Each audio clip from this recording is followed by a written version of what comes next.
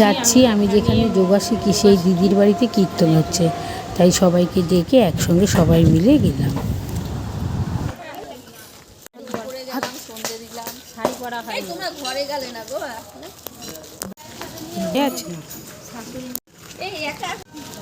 তারপরে তোমার হচ্ছে আমি মেসেজ দেখেছো?